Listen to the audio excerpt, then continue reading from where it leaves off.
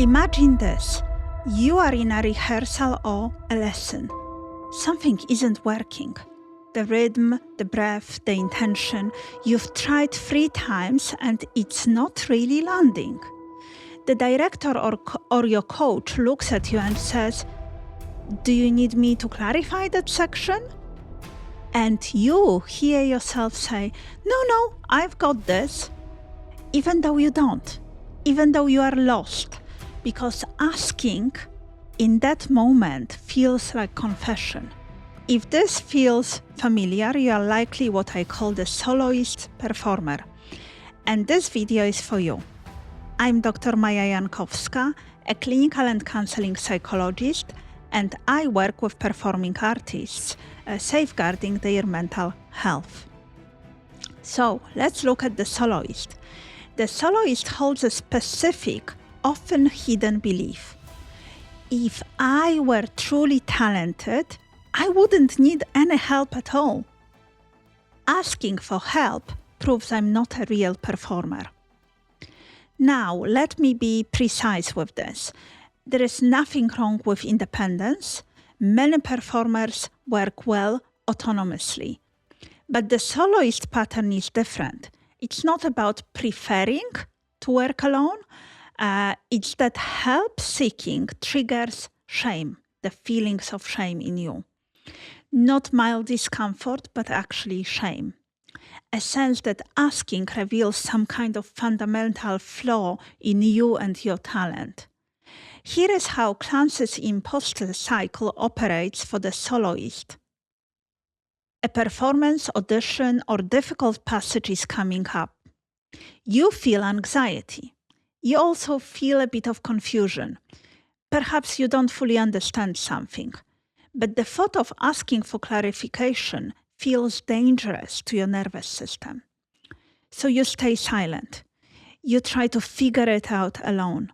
You spend hours and hours, maybe even days, stuck on something that actually maybe a 2-minute conversation would resolve for you. Then you eventually get through it. Maybe you figured it out alone. Maybe you just scraped by. You feel temporary relief, but not pride. Relief that you avoided the shame of asking and being found out as somebody who doesn't know. And here is the trap. Because you avoided asking, your brain doesn't learn that help is safe. Instead, it learns, I survived, but not by asking. Asking would have been worse. So the next time you are confused, what do? Well, you do the same thing, right? You stay silent. You overcarry that load. And you quietly exhaust yourself by trying to solve it yourself again and again. The cycle reinforces the belief that help equals danger. Even as the evidence piles up that you are struggling more than you need to, you actually don't need to struggle in this way. Here is what I have learned in my clinical work. The pattern is rarely about the present moment. It's often a shame protection strategy your nervous system learned earlier. Sometimes in childhood, sometimes in your training, sometimes in the environment where asking for help was met with impatience or disappointment or withdrawal of approval. And the cost is not small. You stay stuck longer. You repeat the same mistake for weeks, over and over, because you can't raise your hand. You perform through injury. You interpret a colleague's suggestion as a verdict on your own worth. You are not a collaborator. You are a lone island, trying to be self-sufficient in an art form that is fundamentally co-regulatory and community-based. Live performance is not a solo sport.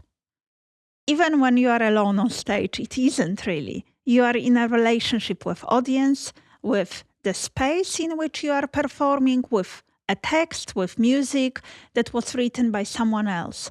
Help is not a sign of failure. Help is how professional work gets made. So what do? We do not start by saying, just ask for more help. That would bypass the nervous system entirely. We start by getting very, very specific. What exactly would you need to ask? To whom? In what setting? We separate the content of the request from the meaning you have attached to it. It's really important to get it. Then we break the Clance cycle with small, low-stakes experiments, asking for one clarification in a low-pressure rehearsal, sending one email to confirm something you already half know. Not to prove you are vulnerable, but to collect data. It's always really important to collect data. What actually happens when you ask? Does the person think less of you? Or do they simply answer the question and the rehearsal moves on? You might be surprised what the data shows. And each time you ask and nothing bad happens, the cycle will weaken, hopefully. If you want to start understanding how your own nervous system responds to the prospect of being seen as needing help, I have a free tool called the Stage Fright Symptom Profiler. It maps your unique anxiety pattern, so it might be helpful to look at it. And also it comes with the FBI Reset Toolkit, a 10-second backstage intervention, which can help interrupt the shame spiral before it silences you. Both are free. The link is in the description, and I'll put it in the comments as well. I'm also running a free webinar on imposter syndrome in the performing arts very soon.